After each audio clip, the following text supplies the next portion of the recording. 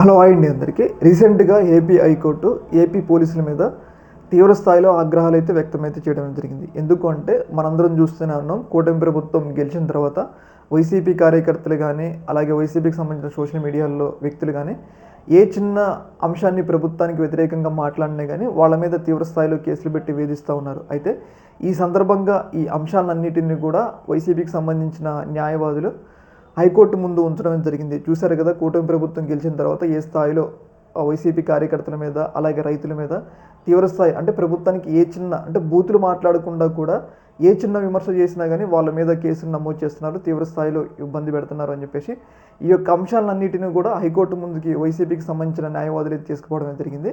అయితే ఈ సందర్భంగా హైకోర్టు పోలీసుల మీద తీవ్ర స్థాయిలో ఆగ్రహాలు అయితే వ్యక్తమైతే చేయడం జరిగింది. ముఖ్యంగా గత ప్రభుత్వంలో జగన్మోహన్ రెడ్డి గారి మీద తీవ్ర స్థాయి సైకో అన్న రకరకాల ఫేక్ ప్రచారాలు, 14 కోట్లు అప్పు చేశారు అని చెప్పేసి టీడీపీకి సంబంధించిన కార్యకర్తలు, అలాగే టీడీపీ పార్టీకి సంబంధించిన మీడియాలు ఒక ఫేక్ ప్రచారాలను జగన్మోహన్ రెడ్డి మీద, వైసీపీ పార్టీ మీద చేసినా కానీ జగన్మోహన్ రెడ్డి గారు వాళ్ళ మీద ఎలాంటి కేసులు నమోదు చేయాలి అంటే అప్పుడు అధికారం ఉంది కదా అని చెప్పేసి జగన్మోహన్ రెడ్డి గారి మీద ఏదైతే ఏబీ అని కానీ కొన్ని ఛానళ్ళ మీద 14 లక్షల కోట్లు అప్పు చేశారని చెప్పేసి లైవ్ డిబేట్లు పెట్టే కానీ జగన్మోహన్ రెడ్డి తప్పుడు ప్రచారం కింద వాళ్ళ మీద కేసులు నమోదు చేయలేదు. కానీ ఇప్పుడు కూటమి ప్రభుత్వం అధికారంలోకి వచ్చిన తర్వాత చిన్న విమర్శలు అంటే ప్రభుత్వం ఏదైతే హామీలు ఇచ్చారు, బస్సు అంటే మహిళలకు ఫ్రీ బస్సు కానీ, అలాగే అమ్మఒడి కానీ ఇలాంటి హామీలు ఇచ్చారు కదా, ఈ హామీలు అడుగుతుంటే వైసీపీ కార్యకర్తలు ఈ హామీలు అడుగుతుంటే వాళ్ళ మీద కేసులు పెట్టి వేధిస్తున్నారు. రీసెంట్గా మనం చూసినాం, తిరుపతిలో మహిళలకు ఫ్రీ బస్సు హామీ మీద ఒక 32 మంది మహిళలు ఒక బస్సు ఎక్కి వాళ్ళ నిరసన తెలియజేయడం జరిగింది. అయితే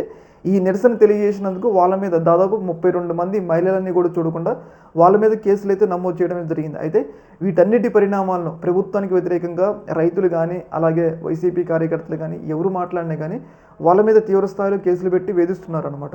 అయితే ఈ అంశాలన్నింటినీ కూడా హైకోర్టు దృష్టికి తీసుకెళ్తే హైకోర్టు పోలీసుల మీద తీవ్ర స్థాయిలో ఆగ్రహాలు అయితే వ్యక్తమైతే చేస్తుంది. ముఖ్యంగా ఏంటంటే మీరు అధికారం ఉంది కదా అని చెప్పేసి అధికారంలో ఉన్న నాయకులు చెప్పిన మాటలు విని కేసులు నమోదు చేస్తే రేపు మీరే ఇబ్బంది పడాల్సి వస్తుంది అని చెప్పేసి తీవ్ర స్థాయిలో ఆగ్రహాలు అయితే వ్యక్తం అయితే చేయడం జరిగింది. ముఖ్యంగా వ్యంగ్యంగా మాట్లాడారు అని చెప్పేసి మీరు అంటే రీసెంట్గా ఏం జరిగింది అంటే ఒక రైతు వ్యంగ్యంగా మాట్లాడారు. ఏంటి అంటే మిర్చి ధర పడిపోయింది కదా, చంద్రబాబు నాయుడు వచ్చిన తర్వాత మేము మిర్చి ధర దాదాపు కింటా 40,000కి అమ్ముకుంటున్నాం అని చెప్పేసి ఆయన ఒక రకంగా వ్యంగ్యంగా మాట్లాడటం జరిగింది. అయితే ఇలా వ్యంగ్యంగా అంటే మేము 40,000కి అమ్ముకుంటున్నాం అని చెప్పేసి ఇలా వ్యంగ్యంగా మాట్లాడటం ద్వారా ఆయన మీద కేసు నమోదు చేయడం జరిగింది. అర్థమైంది అంటే ఒక రైతు తన అసంతృప్తిని వ్యంగ్యంగా కూడా వ్యక్తం చేయనప్పుడు అది రాజ్యం ఎట్లా అవుతుంది? రాజ్యాంగం మనకి ఫ్రీడమ్ ఇచ్చింది కదా, ఆర్టికల్ 19(1) ప్రకారం ఆ యొక్క స్వేచ్ఛను కూడా మనం వ్యక్తపరచుకోకపోతే దాని మీద కేసు పెడితే ఇదేమి పోలీసు వ్యవస్థ అన్నట్లుగా పోలీసుల మీద హైకోర్టు అయితే తీవ్ర స్థాయిలో ఆగ్రహాలు అయితే వ్యక్తం చేయడం జరిగింది. ముఖ్యంగా ఈ యొక్క అంశాలన్నింటిని కూడా అయితే కూటమి ప్రభుత్వం చేస్తున్న ఈ యొక్క అక్రమ కేసులన్నింటిని కూడా ఒక రకంగా ఎక్స్పోజ్ చేయడమే జరిగింది హైకోర్టు. ఏదేమైనా కానీ ఈ యొక్క హైకోర్టు ఇలా న్యాయం చెప్పడం అనేది వైసీపీ కార్యకర్తలకు ఒక బిగ్ రిలీఫ్ లాంటి పరిణామం అనమాట.